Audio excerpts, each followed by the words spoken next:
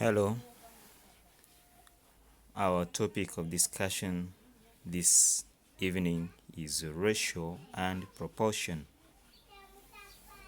You will have to follow up with the study guide notes that were given to you later on, but for now, you may concentrate on this as you make notes in your books and follow up. By the end of this topic, you'll be able to tell the meaning of ratios.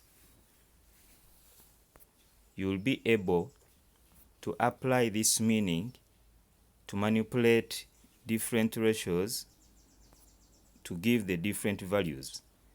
And you'll be able to use the idea of ratios to apply it to proportions, and as well apply the idea of proportions to sharing, and then work out rates of change.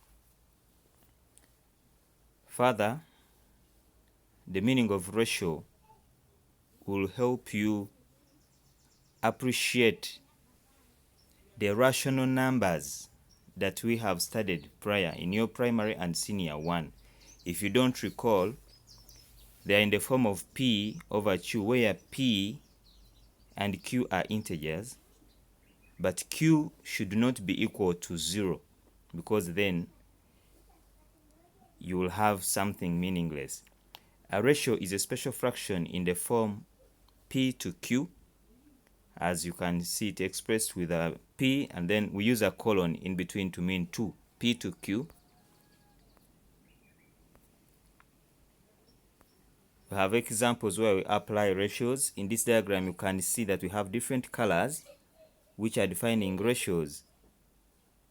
The ratio of red to blue is 3:1. In the other quadrant, we have a ratio of 1:4, that's green to blue. And then a ratio of 2:3, that's green to red. We can even have more than 3 parts compared in ratios, but that will be for yet another lesson. We use ratios to compare quantities, such as in length, weight, area, volume, density. In physics, instead of relative density, you can compare ratio for your ages as siblings at home. There is a ratio for the age of your mom to that of your dad. We can have ratios for the ingredients in bakery or for confectionery mixtures, and then mixtures also in construction and manufacturing. They all use ratios. Those of you who have participated at construction sites or have seen what goes on there, or perhaps you might have seen videos. There are ratios that are used to mix up the cement and sand to bring up the mortar that is used, for example, for plaster, for ceiling, for walling, and so forth. I'm therefore calling upon you to find time and visit a construction site nearby, but be mindful of the SOPs that guard you against COVID, and find out which ratio mix is used for the construction. Some of you participate in the preparation of say porridge or breakfast at home. Determine which ratio is used to mix the ingredients for your breakfast. Visit a chapati stall and see what is the mix ratio of the ingredients that they use. Some of you have participated in making of bracelets and beads and bags using beads. There are some ratios that will bring out the designs that are appealing to the eye of the user, of the buyer. Crocheting also has ratios in their design. Working on a table lamp, I mix 500 grams of cement with 2 kilograms of sand. We are going to work out what this mixed ratio here is for cement and sand. We will emphasize that there are no units on ratios. 500 grams is compared to 2 kilograms, and we have to first change the kilograms to grams. As you have seen, 2 times 1,000 gives us 2,000 grams.